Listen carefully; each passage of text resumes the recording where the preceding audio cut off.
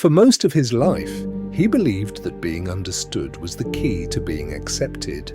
So he explained everything. Why he was late, why he made that decision, why he needed space, why he couldn't help this time, why he changed his mind. He explained his boundaries as if they were requests. He explained his emotions as if they needed permission. He explained his choices as if they required public approval. And he believed that if people truly understood his reasons, they would respect them. But that's not what happened.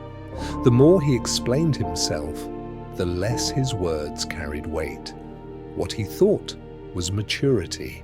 Others interpreted as uncertainty. What he thought was honesty.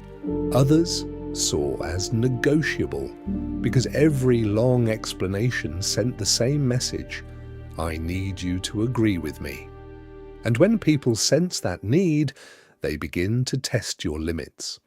At first, the changes were subtle. Friends interrupted his plans, co-workers pushed extra responsibilities onto him. Family members questioned decisions that had nothing to do with them. And every time he resisted, he offered more explanation, longer responses, more context, more emotional labor. He thought he was preserving harmony.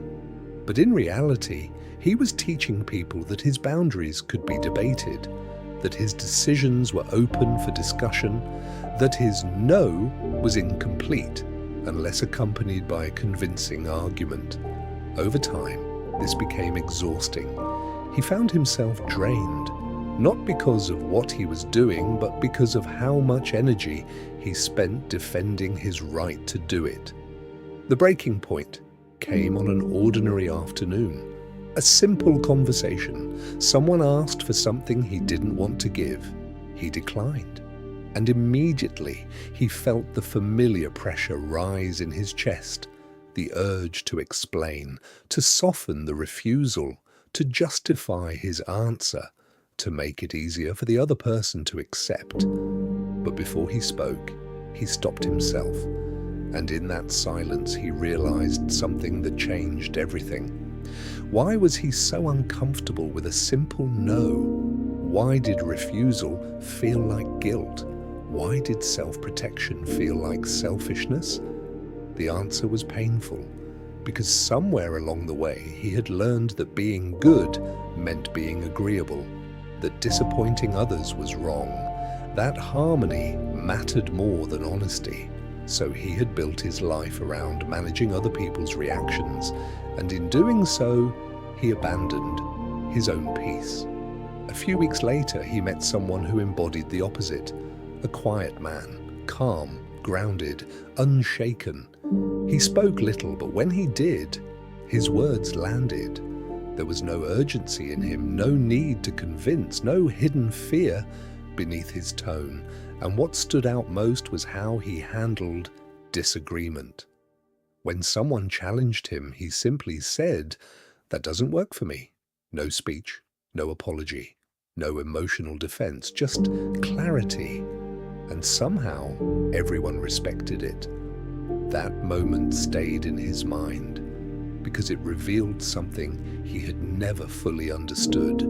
Confidence does not over-explain. Confidence does not plead for understanding. Confidence states its truth and allows others to respond however they choose. He began to see that the strongest people are rarely the loudest. They are the clearest.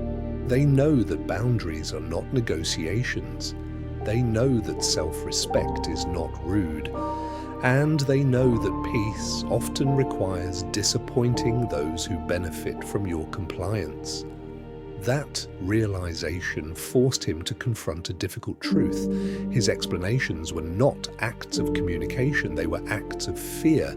Fear of rejection, fear of conflict, fear of being misunderstood, and fear, disguised as politeness, had been controlling his life. So he made a decision. He would stop explaining himself, not in arrogance, not in coldness, but in quiet self-respect.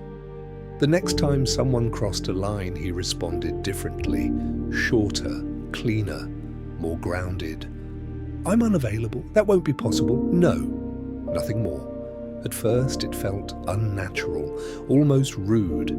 The silence after his words felt heavier than any explanation ever had, and some people reacted immediately. They pushed harder, asked more questions, demanded reasons. Because when you stop over-explaining, the people who relied on your uncertainty will feel the shift. Some called him distant, others said he had changed. And they were right. He had changed. Because he was no longer organizing his life around other people's comfort. He was no longer treating his needs as inconveniences. He was no longer asking permission to honor his own limits. And slowly, something remarkable happened. The right people adapted. They accepted his boundaries without resistance. They respected his clarity. And those who could not drifted away. At first, that loss felt unsettling, but then he realized anyone who requires your constant explanation was never respecting your choices, only your willingness to justify them. And that is not respect. That is control. For the first time in years, he felt lighter. Not because life became easier, but because he stopped carrying the burden of defending his existence. He no longer saw every disagreement as something to fix. He no longer believed he had to make his truth comfortable for everyone else. And with that came freedom. Because freedom begins the moment you release the need to be universally understood. The day he stopped explaining himself was not the day he became colder.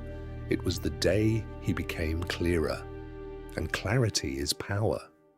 Because when you respect your own boundaries without apology, the world learns that your words are final.